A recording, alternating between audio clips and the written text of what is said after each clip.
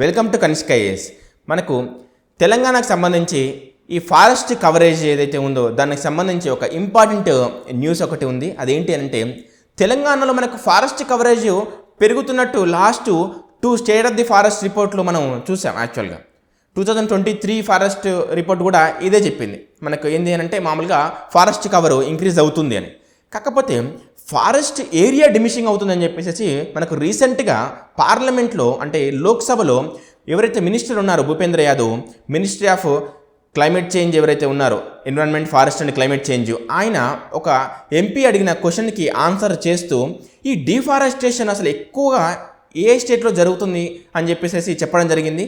దాంట్లో మన తెలంగాణ గురించి ఒక ఆసక్తికరమైన విషయం ఉంది. అదేంటి అంటే ఈ డిఫారెస్టేషన్ జరుగుతున్న స్టేట్స్ ఏవైతే ఉన్నాయో ఇండియా మొత్తంలో అందులో తెలంగాణ 3rd పొజిషన్లో ఉంది. సదర్న్ స్టేట్స్లో తెలంగాణ టాప్లో ఉంది. అంటే తెలంగాణలోనే ముఖ్యంగా సదర్న్ స్టేట్స్లో చూస్తే తెలంగాణలోనే డిఫారెస్టేషన్ అనేది హయ్యెస్ట్ ఉందన్నమాట, చాలా ఎక్కువగా ఉంది. ఆల్ ఇండియా వైజ్గా చూస్తే మాత్రం మనకి ఇక్కడ తెలంగాణ 3rd పొజిషన్లో ఉంది. అంటే ఏ రేంజ్లో డిఫారెస్టేషన్ జరుగుతుందో దీన్ని బట్టి మనకు అర్థం అవుతూ ఉంది. అంటే మనకి ఇక్కడ ఏంటంటే ఎగ్జామ్ పాయింట్ ఆఫ్ వ్యూలో ఒకసారి దీన్ని ఆలోచిస్తే మనం ఈ డిఫారెస్టేషన్ గురించి ఎక్కడైనా రాయాల్సి వచ్చినా లేదంటే అబ్జెక్టివ్ పాయింట్ ఆఫ్ వ్యూలో అడిగినా మనం ఈ డిఫారెస్టేషన్ ఎంత ఎక్కువగా జరుగుతుంది, అందులో తెలంగాణ ర్యాంక్ ఎంత అని చెప్పేసి మనం ఇక్కడ మెన్షన్ చేసుకోవడానికి అవకాశం ఉంది.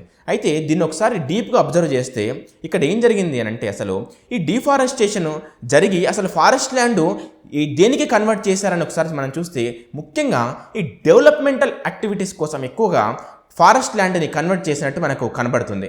అంటే ముఖ్యంగా ఇక్కడ కాళేశ్వరం లిఫ్ట్ ఇరిగేషన్ ప్రాజెక్ట్ కావచ్చు, లేకపోతే మిగతా ఇరిగేషన్ ప్రాజెక్టులు కావచ్చు, లేదంటే ఇక్కడ మనకు నాన్ అగ్రికల్చర్ యూసేజ్ కోసం కావచ్చు, వీటన్నిటి కోసం ఏం చేశారంటే ఇక్కడ ఈ ఫారెస్ట్ ల్యాండ్ని కన్వర్ట్ చేశారు. ఇంకొక ముఖ్యమైన విషయం ఏంటంటే ఇక్కడ గవర్నమెంట్ కూడా మనకి ఈ మధ్యకాలంలో 2023-24లో ఏం చేసిందంటే పోడు కల్టివేషన్ని రెగ్యులరైజ్ చేసి ఏవైతే ల్యాండ్స్ పోడు కల్టివేషన్ కింద ఉన్నాయో ఆ ల్యాండ్స్ని రెగ్యులరైజ్ చేసి ఫారెస్ట్ యాక్ట్ కింద ఆ ట్రైబల్స్కి ఇవ్వడం జరిగింది.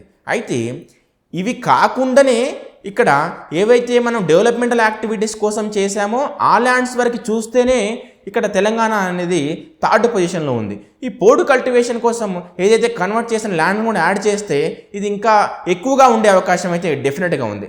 ఇది ఎంత ఉందంటే మోర్ దాన్ 7,000 ఏకర్స్ మనకు ఉన్నట్టు ఇక్కడ ఈ రిపోర్ట్ చూపిస్తూ ఉంది. సో ఎనీవే ఇక్కడ డిఫారెస్టేషన్ మాత్రం చాలా ఎక్కువగా ఉంది తెలంగాణ స్టేట్లో అని మాత్రం మనకు ఈ ఆన్సర్ ద్వారా ఎవరైతే మనకు ఆయన ministry of forest, environment and climate change ఎవరైతే ఉన్నారో ఆయన ఇచ్చిన ఆన్సర్ ద్వారా మనకు అర్థమవుతూ ఉంది. సో ఇక్కడ మనం చేయాల్సింది ఏంటంటే ఎగ్జామ్ పాయింట్ ఆఫ్ వ్యూలో ఒకవేళ మనకు రేపన్నాడు డిఫారెస్టేషన్కి సంబంధించి మన క్వశ్చన్ వస్తే మనం దీన్ని యూస్ చేసుకోవచ్చు. అంతేకాకుండా మనం దీనిపైన మంచి ఒక నోట్స్ మాత్రం ప్రిపేర్ చేసుకోవచ్చు. అది ఎలా అంటే ఈ డెవలప్మెంటల్ యాక్టివిటీస్ ఏవైతే ఉన్నాయో వాటి ద్వారా ఈ ఫారెస్ట్ ల్యాండ్ ఏ విధంగా కన్వర్ట్ అవుతుంది. అలా రెండోది ఏంటి అంటే అసలు ఈ డిఫారెస్టేషన్ని మనం ఎలా తగ్గించాలి, ఎలాంటి ప్లాన్స్ అవసరం, ఫారెస్టేషన్ని ఎలా ఇంక్రీజ్ చేయాలి, ఇవన్నీ కూడా మనకు ఇంపార్టెంట్ థింగ్స్. వీటికి సంబంధించిన నోట్స్ ప్రిపేర్ చేసుకొని పెట్టుకోవడం వల్ల ఫ్యూచర్లో మనకు ఇలాంటి క్వశ్చన్ని మనం ఫేస్ చేస్తే మాత్రం చాలా ఈజీగా ఆన్సర్ రాయొచ్చు.